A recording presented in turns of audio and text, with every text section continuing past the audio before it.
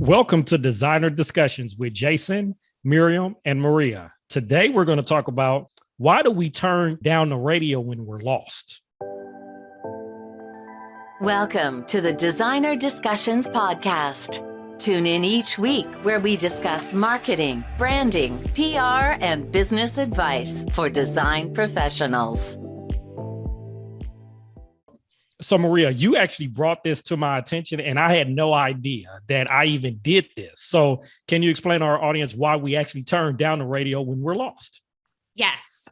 So I'm super excited to be talking to the design industry about human behavior and some of the things that we should understand about how the brain works and how people are thinking, so that when we're interacting with them and we see like an irrational behavior from our client or something that's strange and we can't figure out why they're doing it, that we understand the science and the logic behind why these things are happening.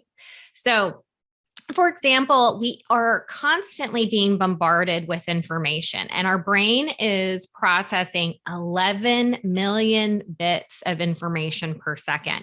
And it's coming through the subconscious version of our brain.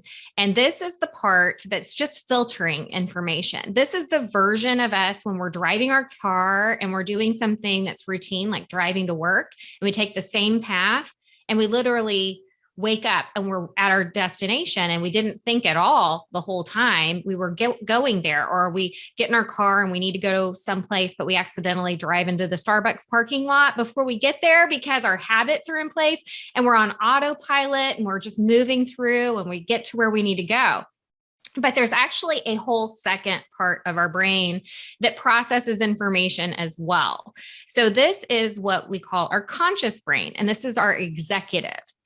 Our subconscious is our executive assistant, but our conscious brain is our executive brain.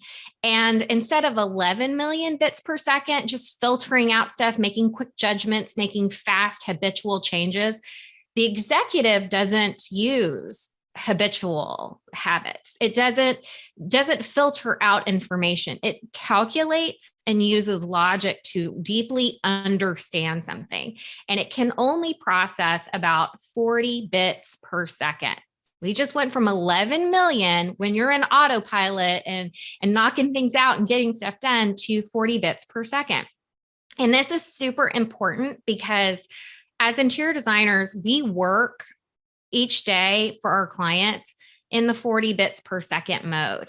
And when we talk to our clients and send an email, we're in 40 bits per second mode. We are really working hard. We are hungry after we finish sitting at our desk and working because our brain is using all of our energy.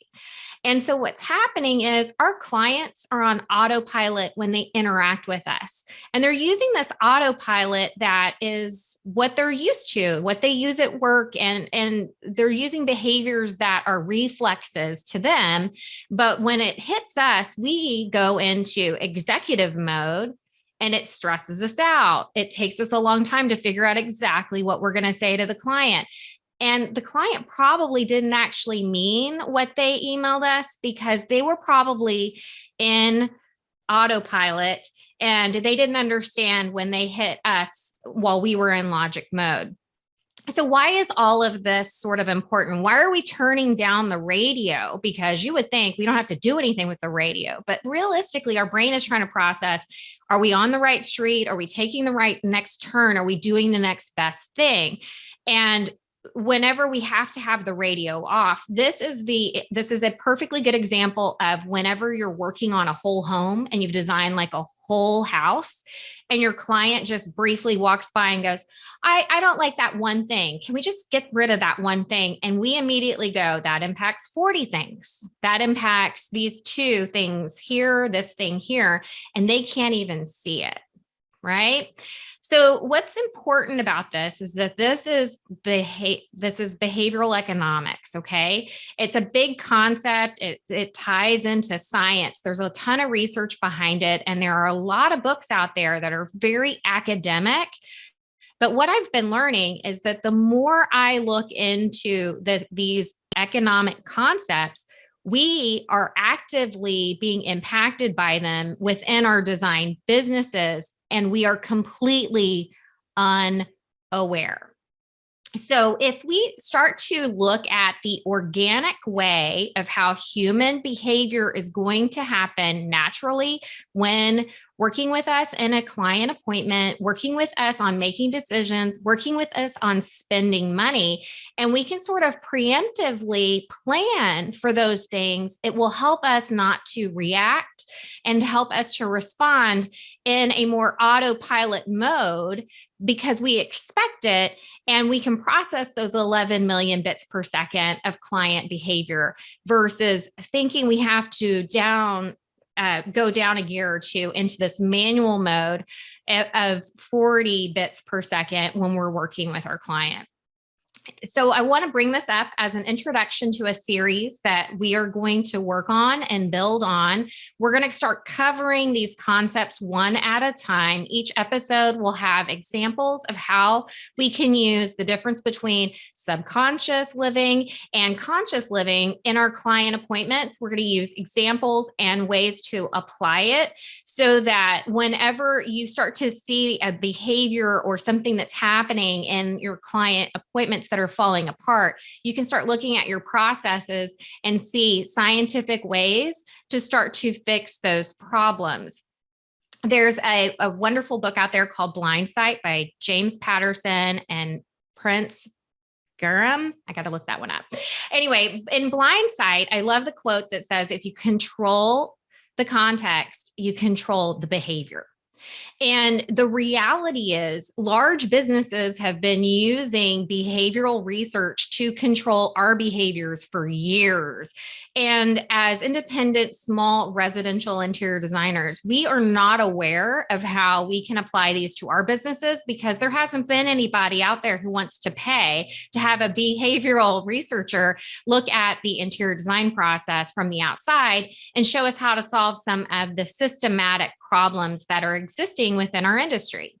So next time you're out driving around and you're on autopilot and you go somewhere you're not supposed to go, or you realize you're getting lost and there's too much stuff going on and your kid's in the back seat asking you technical questions, and you've gone from driving on a freeway to being in an urban area and there are people crossing the street in every direction, plus you've got a scooter now that's flying down the road that has no rules, or you have a bicyclist that's coming up alongside of you and you look at your kid and you're like, I can't answer that question right now. Understand you're operating at 40 bits per second and that it's a lot harder to process information under those circumstances. And whenever you can get people into a habitual filtering mode, it becomes easier both for you and for your client. So stick with us. We really hope that you will start asking us some questions, leaving those in our reviews, giving us comments on our social media. We really want to dive into how we can help improve the interior design business. And Mirjam is going to give us practical applications on how this works in the PR for the industry. And Jason's going to talk to us about how that this is the base of all marketing tactics and how we can start to use those things to help influence and persuade our clients' behaviors to create better clients and better work experiences. We hope you enjoyed this episode of Designer Discussions. What was your takeaway? Care to share your thoughts and tag Jason, Maria, and Mirjam on social media? You can find them on all platforms at designerdiscussions.com.